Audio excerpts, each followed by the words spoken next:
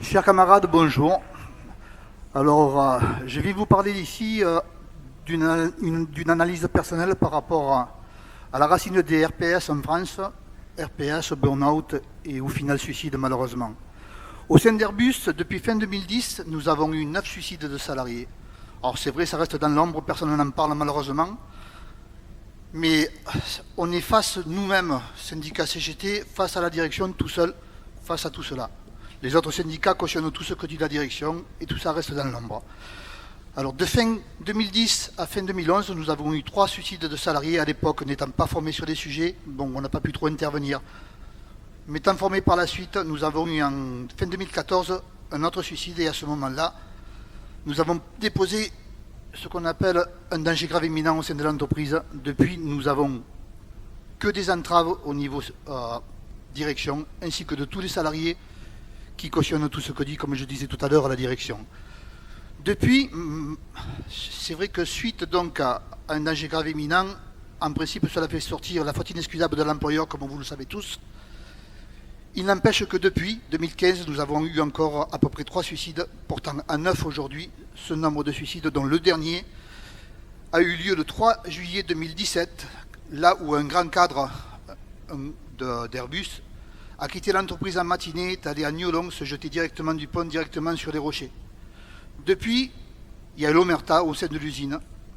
Il y a Jean-Claude Lopez, moi-même, qui me bat toujours pour essayer de faire ressortir un petit peu tout ça. Les autres salariés, comme je vous disais, comme les autres syndicats qui cautionnent tout.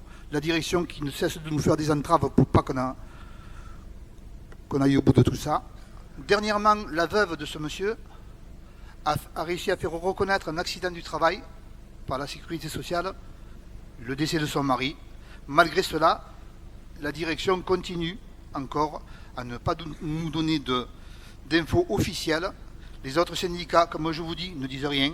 Donc quelque part, depuis ils ont fait appel par rapport à ce que j'ai appris et donc ils attendent simplement que les lois font que les ayants droit ont 2 ans pour faire reconnaître un accident du travail un tel sujet.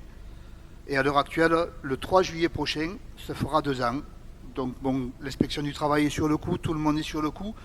Mais malheureusement, sans aide extérieure, à un moment donné, je pense qu'on n'aboutira pas. Personnellement, je me suis déjà adressé à plusieurs presses audiovisuelles. Je vais juste les citer, Cache Investigation, Mediapart, certaines presses locales. Quand je parle de tout cela, c'est bizarre, mais le nom d'Airbus leur fait peur. Alors, peut-être que je risque un petit peu ma place en mettant tout cela à étaler tout cela en public. C'est vrai que donc je suis toujours salarié d'Airbus, je suis CHSCT, mais je me dis tant pis, écoutez, on y va, on verra bien ce que ça donne. Mais je pense que... Et puis si je vous parle de la racine de tout cela, ça s'est passé au Conseil des ministres de janvier 67, pour ceux qui le savent, où on a élu, pas élu, mais c'est le gouvernement qui a donné la présidence du groupe aérospatial à M. Maurice Papon. J'appellerai pas ça un monsieur, mais bon. Et pendant les 18 mois où il est resté à la tête de l'aérospatiale, il a mis à la direction de Marignane un certain Fernand Carayon avec des méthodes de harcèlement psychologique dans le management qui ont été étudiées par des scientifiques qui ont reconnu que ça avait foutu un boxon monstrueux dans la France entière, car les cadres de la France entière venaient se former à adopter ce type de maîtrise. Et donc, moi je dis simplement que ce sont simplement les œufs qu'ils ont pondu dans la France entière, puisque les cadres de la France entière venaient se former à Marignane, dont on appelait le site le laboratoire.